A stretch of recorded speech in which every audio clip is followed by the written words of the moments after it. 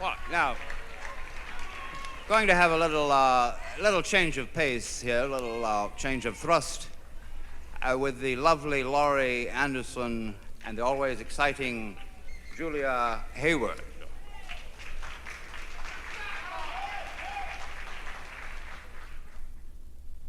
Uh, Thank you very much, Terry. We're just going to tread water here for a minute. Last year, I was on a twin-engine plane from Milwaukee to New York City, and just over LaGuardia, one of the engines conked out, and we started to drop straight down, flipping over and over. Then the engine died, and we went completely out of control. New York City started to get taller and taller.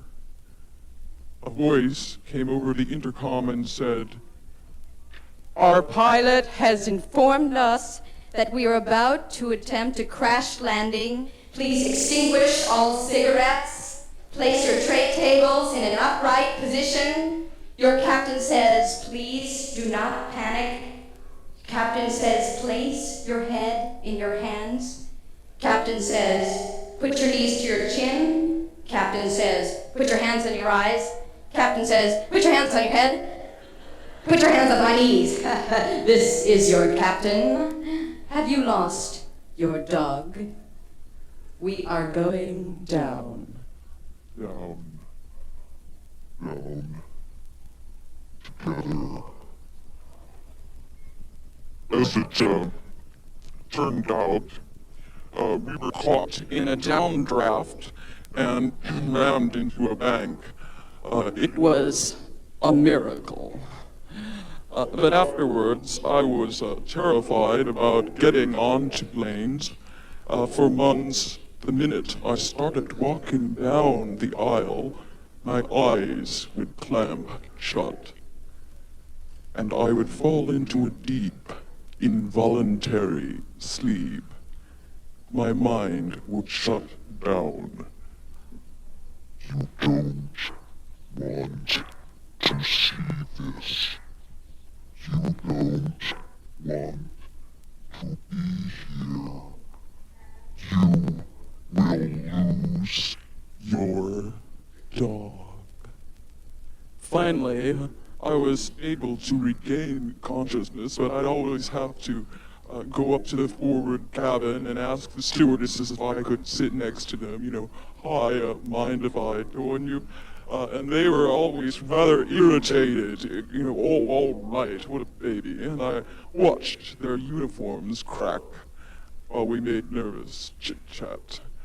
Sometimes even that didn't help, and I'd have to find one of the other passengers to talk to. And you can spot these people immediately. There's one on every flight. Someone who's really on your wavelength. I was on a flight from LA and I spotted one of them sitting across the aisle. A girl of about 14. She had a stuffed rabbit set up on her tray table, and she kept arranging and rearranging the rabbit and kind of waving to it. Hi there, moving it. And I decided this is the one I want to sit next to. Suddenly, I realized that she was speaking in an entirely different language. Computerese, a kind of high-tech lingo. It was amazing. If she didn't understand something, it just didn't scan. Everything was circuitry, electronics, switching. We talked mostly about her boyfriend. He was never in a bad mood. He was in a bad mode. Mody kind of a guy. The romance was apparently kind of rocky. And she kept saying, oh man, oh man, it's so digital. And she just meant, of course, that the relationship was on again, off again. Always two things, switching current runs through. And then it doesn't. It was a language of sounds, of noise, of switching. It was the language of the rabbit, of the caribou, the beaver, and the penguin. A language of the past. Current running through bodies. On again, off again. One thing instantly replaces another, the language of the future. Put your knees up to your chins. Have you lost your dog? Put your hands over your eyes.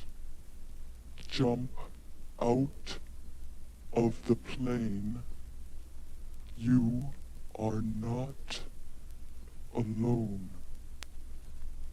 This is the language of the on again, off again future, and it is digital.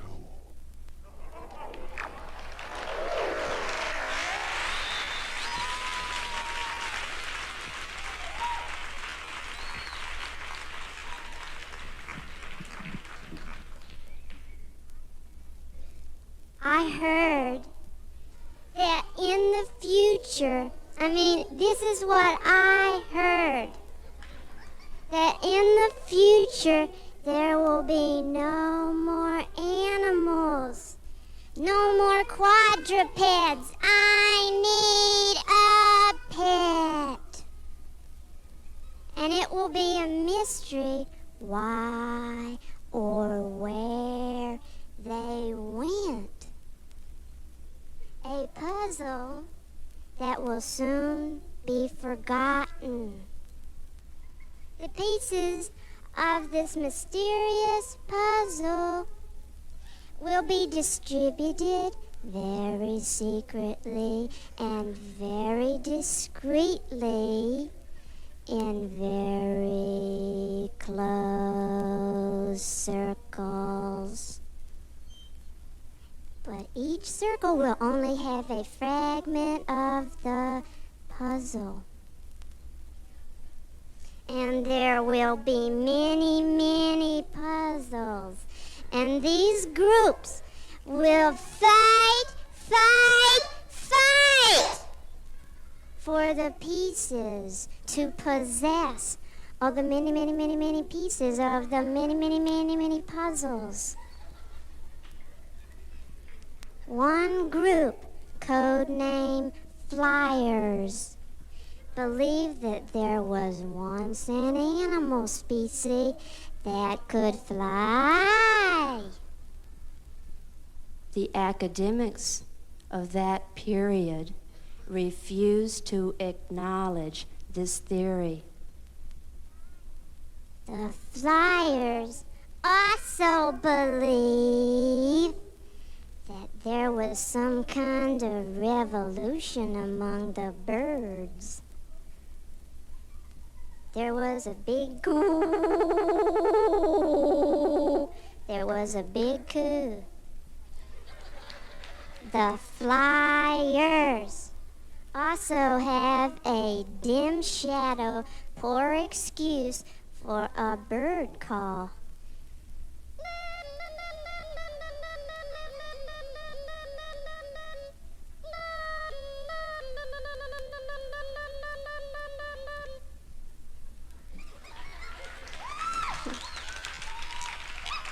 One underground group, codenamed Rabbits, alias Productive Desire, have a secret called a aggressive hearing. Say what? Aggressive hearing. Say What? Aggressive hearing. But the penguins, codename Blue Bloods, Blood Blues, have the most knowledge and ruthless power. The penguins are simply more advanced. Penguins transmit to rabbits. It's either you or me.